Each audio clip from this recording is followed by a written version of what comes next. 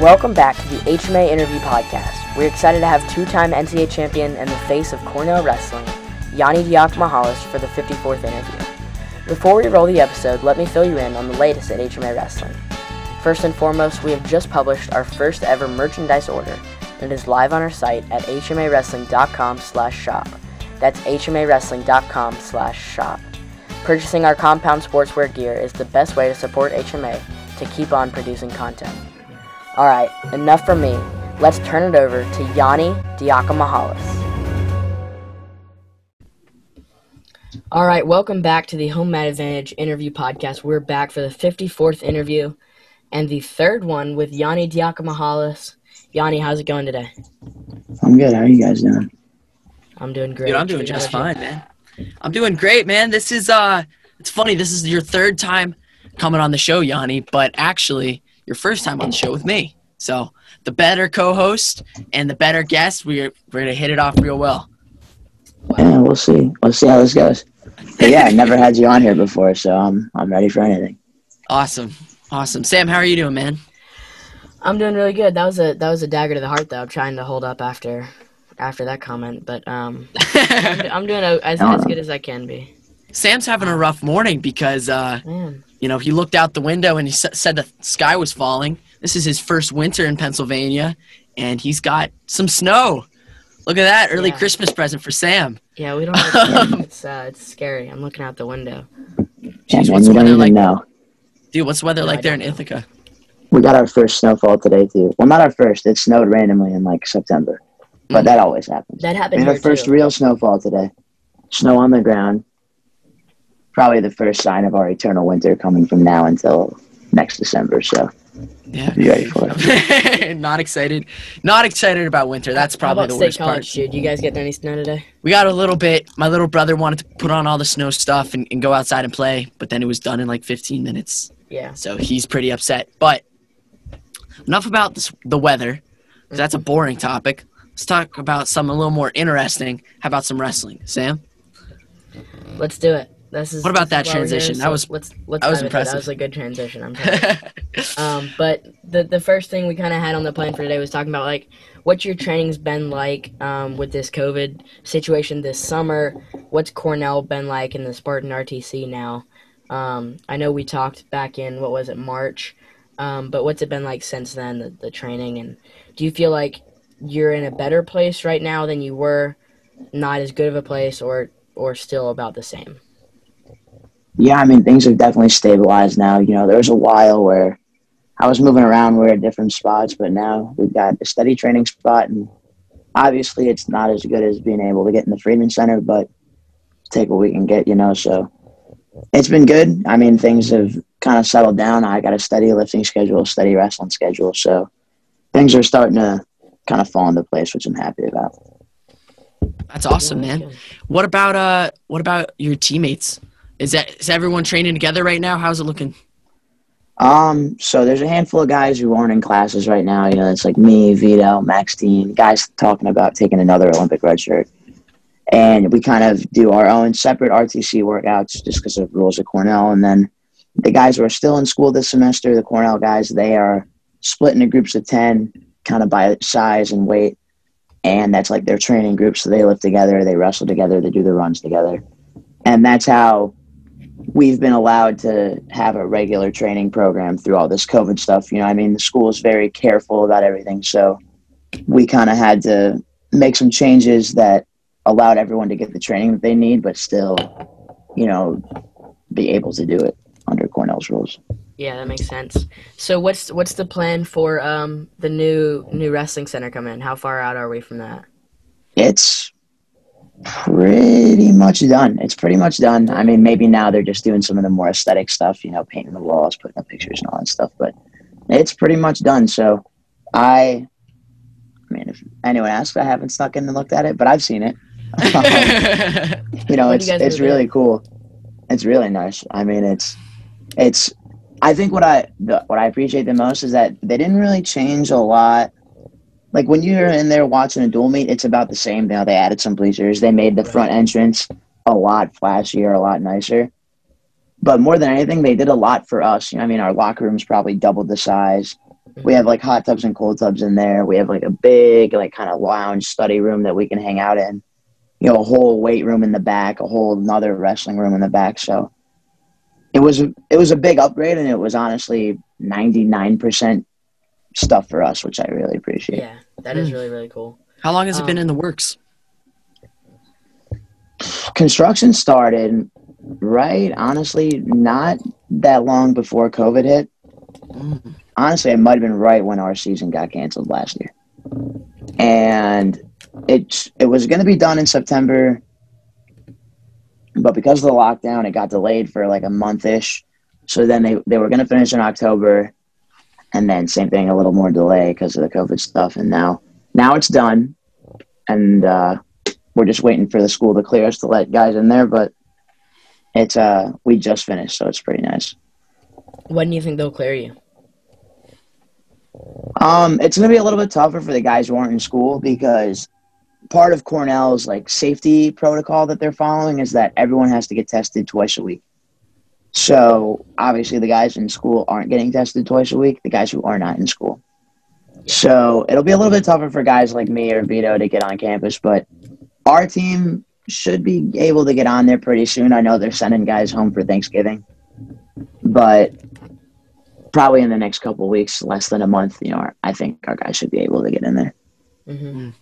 That's good. Dude, how I mean, I suppose while we're on the topic, we can touch on, you know, your guys' big news, which is that, you know, your upcoming season has been canceled, just not only for Cornell but for all Ivy Leagues. Where were you when you heard this news, and did you expect it? So they had a big meeting. It was with, you know, the head lifting coach, which happens to be our lifting coach, you know, the athletic director is Andy Noel, you know, our athletic advisor, and then some other people were on the call. And we kind of saw that coming. Not like obviously we were all hoping to have a season, and we weren't hopeless. But if I was a betting man, I would have bet that we weren't having one. You could just kind of tell the way things were going, you know what I mean? And right. So because of that, it wasn't so shocking. It's just the kind of thing that you hate to hear, you know what I mean? Like, obviously, you don't want to give up on something like that until they tell you. But, you know, I mean, I don't know. In the end, guys like me, Max Dean, Vito, Darmstadt, you know, like, we'll be fine. We're take another redshirt year or whatever. And obviously, like, you don't want to be stuck in school for another year if you don't have to. But I feel more for the guys who are seniors. You know, they're graduating, and it's like, are they really going to take, you know, 3 semesters off just to get that last one, you know? So I think for our guys, they're probably just going to be done with it, you know, kind of lose their last 2 years, honestly, their junior and their senior year. So you feel for those guys, and you hope that, you know, they're not taking it too hard. And I know they're not. And I think on top of that, you know, they understand that they're going to be fine. You know, I mean, you're graduating from Cornell. They're all in these, at this year's group of seniors, they're all in these real tough science majors. So, you know, they're going to do some great stuff. Maybe they wrestle at grad school while they're pursuing a master's degree or whatever. But, you know, I feel for those guys, but I think, you know, big picture, they're going to be fine. You know what I mean? So I'm not worried. What do your coaches say about it? I mean, you know, they're frustrated. It's, you know, we had a really good team, and they've been training us hard, getting us ready for the season. And I think, you know, it's kind of the same for them, where if they were going to bet, they would bet that we didn't have one. But, you know, they're equally as frustrated as we are. It's like, we're doing everything we can. We're following the rules, and we're being safe and being careful, and we're training hard. So I think it's just kind of a letdown. But, you know, it's the same thing. Everyone had a meeting afterwards, and they're like, guys, goal hasn't changed, just a different year. That's going to happen. So our guys are ready to go, you know, whenever they're called upon. Do you anticipate any other conferences following suit? The way I see it goes 2 ways. So I know last year when they cut the season, we were the first ones to do it. Not Cornell, but the Ivy Leagues. And then it was just like we were the first dominoes, and everyone else dropped. And I'm not saying that that's what will happen again, but history can repeat itself at times. But on the other hand, you know, it's not a guarantee. It's just, there's a lot of unknowns, because each school is going to look at this differently and handle it differently. You know, I mean, and there's different types of pressures, like Cornell and the Ivy Leagues. I feel like they have more pressure to protect the students, or, they're just subject to more scrutiny than a school like Ohio State. You know what I mean? Just because, I think it's such a high level, like, academic institution that they're expected to be the most careful, But at the same time, I think, if the Ivy League drops, it's going to be hard for the EIWA to keep their conference going with just, 5-ish teams. So maybe that causes a drop, and then suddenly you have a chain reaction of teams. So it's like you have no idea what's going to happen. Yeah, we're hoping that it's not a domino effect, but there's not really much we can do about it. So if you compare like this cancellation for Ivy League now to when NCAA got canceled in March, for you, obviously this year you were planning on wrestling, last year you weren't. But if you can compare it for you, maybe for your coaches, and then also your teammates, what's the comparison between these two? Which was more devastating? What was it like?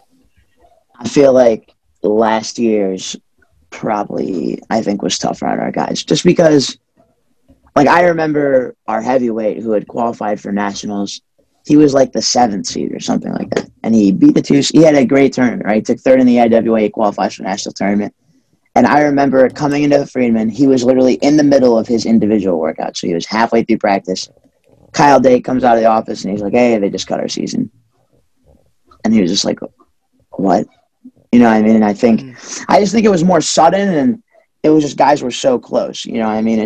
It's tough to have it swept under your feet when you've been wrestling the whole season, and now it's like the moment you've been waiting for. You know what I mean? Especially with last year's team, we had a lot of guys who were getting ready for their first NCAA tournament or their last NCAA tournament. You know what I mean? It was a good mix of like veterans and skilled, maybe young guys or guys who weren't usually in the lineup. And I just think because of that, it was definitely a more bitter taste in the guy's mouth. And on top of that, we've been in this quarantine pandemic situation for so long that I think our guys have kind of become prepared for anything. You know what I mean? It's just whatever bad news comes your way, whatever happens, I think our guys are just prepared for it. Yeah, and I mean, like you said, we've been in quarantine, right? There's been COVID talk literally for 9 months, right? Yeah, it's been a very long time. Whereas, like, when the initial shutdown back in March, right? Like, it was kind of, at least for me, it seemed really sudden. Didn't feel real. Because I remember hearing about it. I'm like, dude, it's the flu. Like, nothing's going to happen. Yep. And then all of a sudden, everything got shut down, and we were like, whoa. Yeah. That is really not what we thought. Yeah. Man. Okay. Well, I think we need to stop talking about depressing stuff. Sad stuff. Right? And I mean, it stinks, but there's the only thing we can do as a community is just go forward and look for the next opportunity, right? Exactly. So, and that's what's cool about wrestlers is that we're good about that. We're good about, like, hey, if something doesn't go our way, we can just pick ourselves right back up and just get back to it. That's the whole part of wrestling, right? It's losing. So, man, what about Beat the Streets? So recently you competed, Beat the Streets fundraiser events. Talk about your build up for that event, what it was like having Kancellation as an opponent, and your takeaways from the event. In hindsight, my body wasn't where I needed to be. I wasn't at the right weight. I wasn't in good enough shape. I just wasn't prepared enough. You know what I mean? And that's not an excuse to say, I guess I'm taking accountability for it. You know what I mean? So overall, it wasn't like I wrestled poorly, but it was like everything else leading up to it was poor. You know what I mean? There were some things I was dealing with coming off the quarantine and, just injuries and stuff. And I had to be, I wasn't where I needed to be, you know what I mean? And obviously with an opportunity like that, you can't not take the match either. So I knew what I was dealing with, and I knew that he was going to be really tough and he was going to be really smart and skilled. And I wasn't sharp, you know what I mean? And he had me that day, and, there's no excuse for it. I needed to be better. Right. And I needed that, you know what I mean? Because there's a difference between practice and matches. Doesn't matter how hard you go in practice, it's different. And, I needed that match. I think after I lost to Kancellation, I had some really good training and still am. You know, I mean, I think it caused a big upward spiral for me. You know, I mean, I think sometimes when you get out of that competitive mode and that competitive mindset, it can, not like it makes you lazy, but it takes your edge away a little bit. And I think I needed that. You know what I mean? So moving forward, you know, it was a good lesson for me. It was something that I had never dealt with before. You know, I mean, I had been injured, but I had never been forced to do nothing before. You know, I mean, there's a period of time where it's like, what are we going to do? So I think that, you know, it was a good experience for me. That makes sense. So let's backtrack to the beginning of how that match came up. Did he reach out to you, or did you reach out to him, or was it like Flo setting it up from both of you guys? So I think the original, and I don't even know how true this is, but I remember getting a call maybe 4 weeks before the match, and Mike was like, "Hey, would you wrestle Sebastian Rivera at Beat the Streets?" Ooh, and I was like, "Okay, yeah, let's do it." I remember getting the call like 9:30 at night, which must have mean he literally just got off the phone with whoever called him about it. And then the following weekend, so maybe 5 or I don't know, a couple of days later, I got a call again from my dad. Actually, was like, "Hey, Vladimir Konchikashvili is in the United States. Like, let's try to wrestle him." And I was like, "Oh yeah, definitely. That guy's an Olympic champ, right?" So that was kind of like the progression, and then all of a sudden it went from Rivera to Konchikashvili. And I don't know, for me, I wasn't like I had a preference of one guy over the other, but I figured just because he's an American, I was going to have more opportunities to wrestle Rivera. And with Konchikashvili, it's like I might literally never wrestle this guy again. He might, I don't know, maybe not until the Olympics. It's a really important feel for me to get because he's just not as accessible. So I was really excited to wrestle Konchikashvili. He was one of those guys who I remember thinking he was really good when I was younger, and I knew it would be a good opportunity for me because he's very skilled and he's tricky, and that's kind of, I guess, what I would be known for, right? More than my strength or my speed. So I thought it would be a good test to see how skilled, how tricky am I actually. Man, well, was Rivera locked in? And then like there was a lot of. So the one thing I appreciate about my coaches is they do a lot of that stuff for me. I just kind of tell them, yeah, I'll wrestle that guy. So it was like one day Mike called me and said, "Hey, you're going to wrestle Rivera. Are you cool with that?" And I was like, "Yes." And then maybe a week later it was like, "All right, Rivera's out. We're going to get Konchikashvili." And I was just like, "I'm also cool with that." So, awesome. You know, I'm sure that they do a lot of dealing and talking with Beat the Streets and Flo, and you know, they just kind of check in with me. "Hey, you good with this you good with this weight? You good with this time?" All that stuff. And you know, I'm a big yes man. So yeah, right. Yeah. Have you ever turned down a card or a match or something like that? The only one that I can think off the top of my head is this Flo 8-man thing. Mm-hmm. And honestly, it was because I was like, I'm not doing that. I'm getting ready for the World Championships. And then they canceled those. But at the same time, you know, I think in that group, it's a lot of guys who I've wrestled before. And I'm going to be wrestling in this RTC Cup. So, you know, filling my time with matches that way. And hopefully, knock on wood, maybe USA Wrestling will let us wrestle in this International Individual Cup or whatever they're calling this tournament now, which would be really big for me. So yeah, I'm hoping to fill that time. Yeah, you just touched on a lot of different things there. So there's the RTC Cup coming up, and I'd love for you to talk about that. But also, you know, talk about the news of having a world championship. It's going to happen, and then almost as soon as the news comes out, Team USA decides not to send a team. What was that like for you and a lot of your teammates, right? I mean, Vito's right there, Dean is right there, Henderson's right there. Like, you guys have a really, really stacked lineup as far as an international squad goes. What was that like for you guys? Yeah, I mean, there were mixed feelings. I think some of us were kind of like, you know, it's not going to happen. They're not going to send a team, and they were probably the smarter of us. So I was frustrated, you know, and I think part of it was just maybe a lack of information on my end. Just some things that got talked about that I didn't know about. Because, so to my understanding, it was just, all right, we're going to give these athletes surveys, and whatever these surveys say will be the strongest indicator if we send a team. And that was kind of the last thing that I had heard, and then we weren't sending a team, and I was just like, why are all these people saying no? Like, if you don't want to wrestle, you don't have to wrestle, and I will just go wrestle. You know what I mean? I'm sure you could find one guy in each weight class who wanted to wrestle.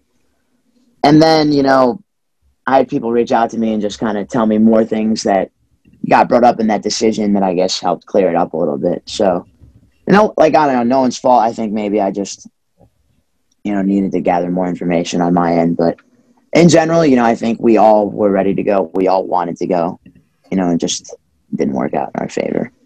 Yianni, do you know why this kind of decision is made by the organization as a whole and not by the individual athletes?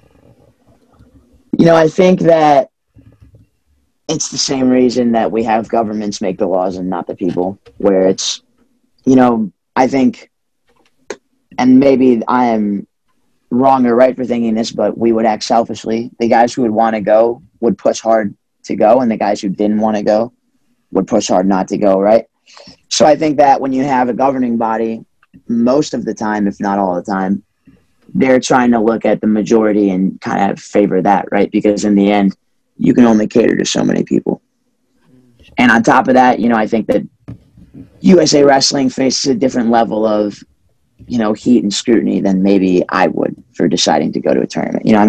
I might have 10 people who call me names on Twitter for wrestling overseas during a COVID outbreak, but USA Wrestling, depending on what happens, could suffer maybe some greater consequences, right? So I get why they have more autonomy than the athlete. And that makes sense. But I bet that was a tough thing to take when they announced that it was canceled. What was going through your mind then, and then compare that with the NCAAs getting canceled these last 2 years?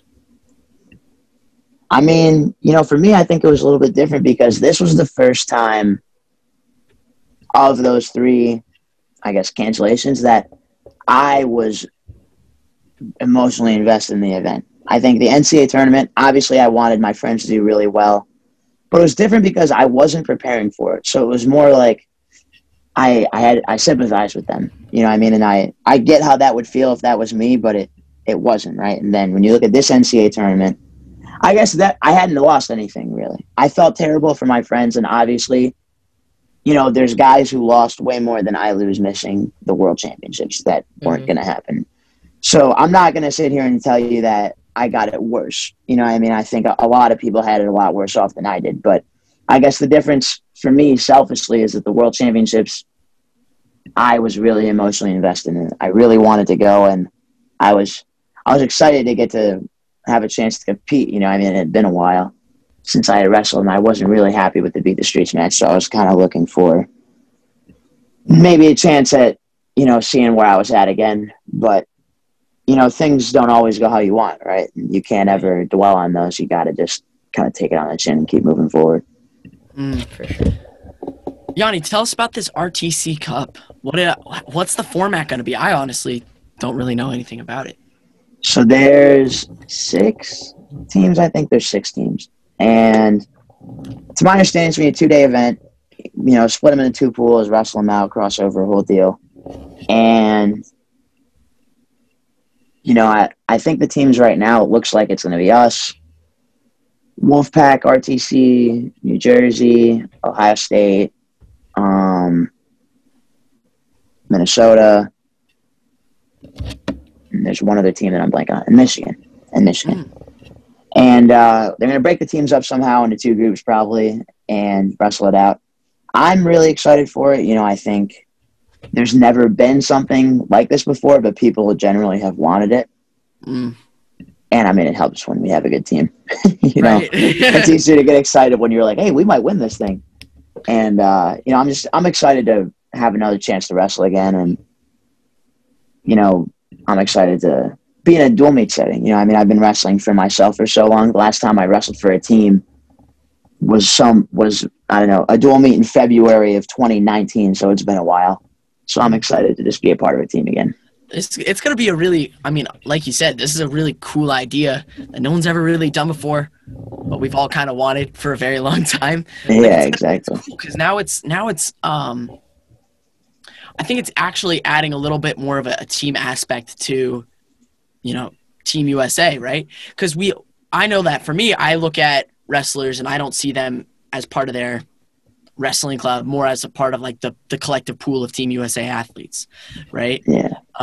Well, whereas this actually can add a little bit more of like a fan aspect to senior level wrestling, right? Now, if I really, you know, if I'm a fan of the Spartan Combat Wrestling Club, right? Now I can watch my team, you know, be a fan of my team, go and compete against other, you know, Team USA teams. So I think it's very, very cool.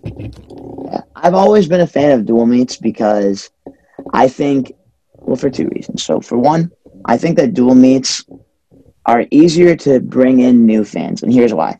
So you might not be a wrestling fan. You might not know a single thing about wrestling. You might not know who Sammy Stasso is or Anthony Ecamendia, but you might be an Ohio State fan. You're like, all right, I'll watch Ohio State wrestle today. Or you might not know who I am, or Kyle Dake is, or who Vito or Max or whoever is, but you like Cornell. So now it's like a way I can bring in some 20-year-old kid who just happens to be from Ithaca, and he's like, oh, Cornell's on TV. Like, I'll watch those guys wrestle. Right? And because of that, I think it's an easier way to gather fans, and it's I think, a better format because in the end, people like team victories and they like madness, right? And it's hard for me to give you the team dynamic at the NCAA tournament because sometimes that gets decided before the finals even happen, right? Right. But with this way, it's like, all right, Spartan RTC's wrestling Michigan, Cliff King Wrestling Club in the finals. We don't know who's going to win. We didn't know who was going to win before this match. In the next 6 matches, we will know who the best RTC in the country is. And that's exciting, you know what I mean? Because now every match means something and every guy's laying it out on the line. So I think it's really exciting, and I think it's a really good way to get people who maybe aren't as interested in wrestling more involved, which I appreciate. So do you think that the $200,000 is enough incentive for teams to send their best lineups? Because I feel like teams will hold back a lot of their best guys. Yeah, I mean, 200,000 is enough for our team to send our best guys at least. We're pulling out the guns, you know what I mean? So I can't speak on behalf of other teams, but we're sending our good guys, you know, we're trying to go out there and win the tournament. And yeah, I think that's, twofold because our guys want to wrestle. It works out that, Gabe and Vito and Kyle and Scotty B want to get more matches in. But on top of that, I think it's definitely a big incentive. We want to take that first place home. Yeah, Yianni, sure. What do you think about the individual NCAA tournament versus the team dual tournament argument? I think the individual NCAA tournament is amazing. I think it's super cool, but I think a team tournament is a better way to determine the best team. And I think it's probably, like I said, kind of the same line for the RTC Cup, probably more exciting to the general person. Because, okay, if you're watching, it's the same thing, right? Like, someone can call me and be like, hey, when do you wrestle this weekend? And then I tell them, sometime this weekend. Right. But if it's the dual meet championships, they can be like, when do you wrestle this weekend? I'll say, all right, our first 2 matches are at 10 and 4. Tune in at 10 o'clock. You're going to watch Cornell wrestling on ESPN or whatever. And I think that's powerful, right? Because now it's like, it's the same argument. People don't know who I am, but they know what Cornell is. People don't know who Dayton Fix is, but they know what Oklahoma State is. You know what I mean? And I think because of that, it's a really good way to sell wrestling. And I just think dual meets are so fun. There's a lot of madness going on. I really like it. So would you prefer, do you think that this is something that we should consider, like actually pursuing an NCAA dual tournament instead of an NCAA individual tournament? Oh, instead. See, here's where I'm at. So I That's like a the hard question. individual. I like the individual tournament. I think mostly because wrestling, I think at its core, is an individual sport. You know, I mean, it's in the end, like there's no one out there with you. It's just you. You got your coaches in the corner, and that's it, right? Mm. But I think that if you wanted to determine the teams, and I think that it solves a lot of the what if, like, oh, you know, these two never wrestled this year, or these teams never wrestled this year. I think that the dual meet tournament, here's what I'll say. Selfishly, I like the individual tournament better. But I think the dual meet tournament is probably a more exciting format if you want to draw fans in. But the individual wrestling tournament is probably the single greatest production that I've ever seen in person for wrestling. So it's like, it's tough to beat that. Yeah. So what do you think about this? You know, you got the tournament setting, you got the dual format. What about this card UFC style lineup that we've been seeing a lot more this summer? Do you think that's a good thing for wrestling, and do you think it's been going well? Have you liked the matches? Maybe some thoughts on a couple of these cards. Yeah, I really like it because it's shifting towards pay-per-view, right? And if you look at that's what boxing does. It's what the UFC does, Bellator, every other fighting league except wrestling does pay-per-view fights, right? And the only reason wrestling can't is for a while there probably wasn't enough money moving around. And on top of that, we have the World Championships, right? And because of that, it's hard to establish a league because it doesn't really mean anything towards the ultimate goal, which is, you know, winning the Olympic Games. Right. But, you know, even just these little cards that we have started for now, I think is a really big step in the right direction because now you're starting to make wrestling pay-per-views, and I think slowly that's going to add value to it, right? Because now you're starting to learn how much people are willing to pay for 5 matches. Mm-hmm. You know, I mean, I think that, you know, some people definitely don't like that they have to pay. I don't know, I've paid to watch wrestling my whole life, and I get that, you know, for some people it's harder than others. But I think it's a good way to get money in the sport and just, you know, you're going to keep guys' careers longer that way, and I think that overall it'll help develop it. You know, I mean, it's maybe short-term it's a little tough, but I think long-term it's the right decision. Mm. It also might be good for keeping guys in the sport too, right? Like, yeah, to avoid any early what do you say, resignations, early retirement. Yeah, well, I mean, you look at a guy who's 5th or 6th on the ladder, he's probably not making a ton of money, but he's really good. People would pay to watch him wrestle. So now you have all these cards, and guys like that can get on a card, make some money, and kind of keep him in the sport a little bit, make it a more financially stable career, right? And keep him involved longer. And I think that's Team important. USA stipend. It's only like top 3, right? Yeah, top 3. Oh man, team, yeah. Ooh, that's really slim, isn't it? Right, especially like, you know, you got NCAA champions who aren't making that top 3. You have like incredible wrestlers who are just, you know, can't pop through. The year that I wrestled at the World Trials, so obviously this past year didn't happen, but the 2019 like national team, it was me, Zane, and Molinaris. Like Jordan Oliver, he's so good. He wasn't national team. It's like he wasn't getting that support. And like obviously Jordan will be fine because he's super popular, but that's just an example of someone who's really good who maybe if they were less popular wouldn't be getting that same level of support. Right. But stuff like this, I mean, it's different. You know, I mean, obviously Jordan Oliver is super good, but stuff like that will keep guys who maybe are really good and aren't on the national team involved longer. For sure. I think that's a big point of it that will keep guys in it. Another cool thing about it that UFC and boxing really doesn't have is guys can wrestle every month or even more than that. But in MMA, like you're not getting your face busted open. Yeah, exactly. So we can do more of these cards, and people can wrestle and get more money than they normally ever can from, you know, their RTC or something. But you can make $20,000 if you go win Flo's event. Yeah, you can wrestle as much or as little as you want. You could be doing the RTC Cup, the 8-man, you know, the Spartan RTC, event in January and then one other thing right in a row, make a bunch of money. Right. Or you could go to one of them and just keep training. It just gives guys more freedom to kind of control when they compete. So, are you, so now that the Worlds is canceled, which I think I kind of want to touch on a little bit more because there was, there's that open tournament that they're talking about having and still same dates in Serbia. Have you heard about that? What are your thoughts on that?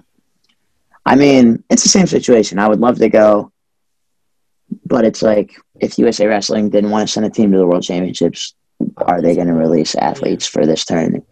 So I'd love to go, but it's kind of the same thing. They're under a lot of pressure, and it's tough for them to clear guys. So right. I get it, but I mean, obviously, it's a really good opportunity for the guys who get to go.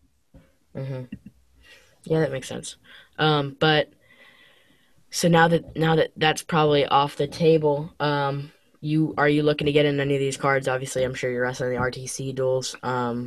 Are there any other cards you wanna try to get on looking forward, or just keep training for the rest of your goals? So first week of January, supposedly, the Spartan RTC is having our own event. That is so cool. And we're working on bringing. I don't want to name names in case it falls through, but we're working on bringing in some really high-level guys to wrestle our guys. So it has the potential to become a really great event, and I think at the minimum it'll be really good domestic wrestling. So, I mean, we've already been planning and setting up matches. So, come New Year's Day, maybe the day after, we're gonna have some really good stuff. This is That's awesome. really exciting. Like honestly, like the Rockfin card style. I don't know. It's so accessible to college programs and wrestling clubs, right? Yeah. Like, Tar Heel Wrestling Club is doing one now, and with Penn State and Hawkeye Wrestling Club, and now hopefully the Spartan Combat Wrestling Club. Like this is happening, and I don't know. It's very accessible. It's really cool to watch this transitional period because that's kind of what this is. This is I have a feeling that this style of card is just going to change the sport of wrestling, going forward. So It very well could. I don't know. All it took was a pandemic to keep guys from wrestling. Yeah, right. And then they can start hopping on cards. Exactly. Because normally, right, there's too many important things going on Dave Schultz. to have these cards. But right now, when there's nothing, guys are kind of taking what they can get and making these cards out of it. Right. Exactly. All right, Sam, is there anything else you'd like to touch on, Yianni? I think that about does it. I think we covered just about everything and got a lot of really good insight. Yianni, I appreciate you jumping on today. It's always good having you back on the show. Yeah, of course. Thanks for having me. You guys ask a lot of good stuff. Oh, thanks. That's our job, right? That's what we got to do. Oh, yeah. Sam, you know what we should probably talk about? What's that? Buying Home Advantage merch. Because guess what? It's the holiday season, whether you like it or not. Yianni, when you put up the Christmas tree in your house? Usually, once we get a good amount of snow, which for us comes like right after Thanksgiving. All right. And this is a new tradition that Mike Gray has gotten me and Vito on, is we go out with him and his wife, and now Declan, their son, and we go out to this Christmas tree farm, and we find a tree that we like and go and saw it down and then take it home and put it up in our living room. So good little tradition there that we've got going. So probably after Thanksgiving, we'll get a good tree. Nice. Sam, how about you? I would be putting it up as soon as possible if it were my household, but it's not. You put it up after Halloween, don't you? You're one of those people. No, I totally would. But my mom is big on the Thanksgiving thing, so we have to wait till after Thanksgiving.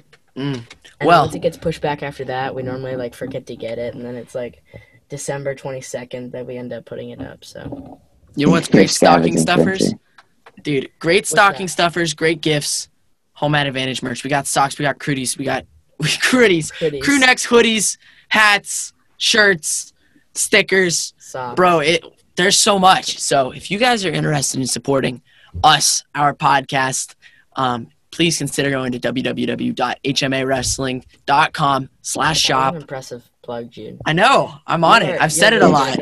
Flowed right into that. I know. I'm good. But yeah, I guess that's all I have to say. All right. So I think that just about does it. Again, thank you guys both for jumping on here, and I hope it was a good episode. I think it was, and we'll get this up as soon as possible. I think it's awesome, but it's good to have you back on, Yianni. We'll have to do this another time. Hopefully not after bad news like the last two. Yeah, hopefully it's something good to talk about. Yeah. All right. Well, until next time, guys.